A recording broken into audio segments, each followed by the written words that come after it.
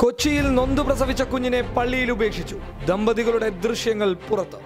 3 ദിവസം മാത്രം പ്രായമായ കുഞ്ഞിനെ പള്ളിയിൽ ഉപേക്ഷിച്ച് മുങ്ങിയ ദമ്പതികളെ തിരിച്ചറിഞ്ഞു. ഭർത്താവിനെ പോലീസ് പിടികൂടി. ഭാര്യയുടെ ശാരീരിക അവശത കാരണം അറസ്റ്റ് ചെയ്തിട്ടില്ല. ദമ്പതികൾ കുഞ്ഞിനെ ഉപേക്ഷിക്കുന്ന ദൃശ്യങ്ങൾ കഴിഞ്ഞ ദിവസം രാത്രി മുതൽ നവമാധ്യമങ്ങളിൽ പ്രചരിച്ചിരുന്നു.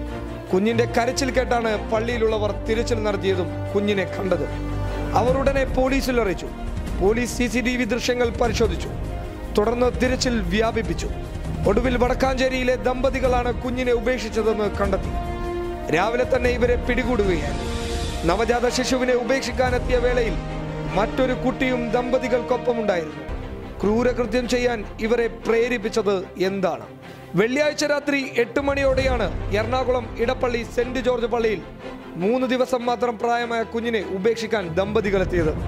പ്രസവത്തിന്റെ അവശതകൾ യുവതിക്ക് വിട്ടുമാറിയിരുന്നില്ല. വേഗത്തിൽ നടക്കാൻ പോലും പറ്റാത്ത അവസ്ഥയിലായിരുന്നു അവർ. അവരുടെ ഭർത്താവും 3 വയസ്സ് തോന്നിക്കുന്ന മറ്റൊരു കുട്ടിയും ഇവരോടൊപ്പം ഉണ്ടായിരുന്നു.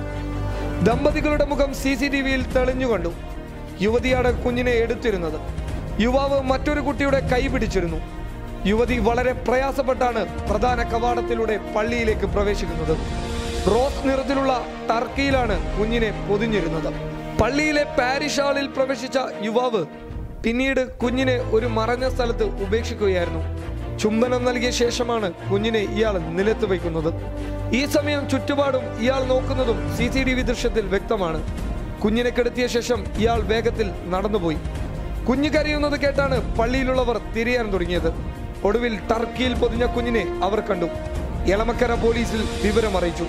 പോലീസ് എത്തി കുഞ്ഞിനെ ആശുപത്രിയിലേക്ക് മാറ്റി. കുഞ്ഞിന് ആരോഗ്യ പ്രശ്നങ്ങളൊന്നുമില്ല. പബ്ലിക് കേരള.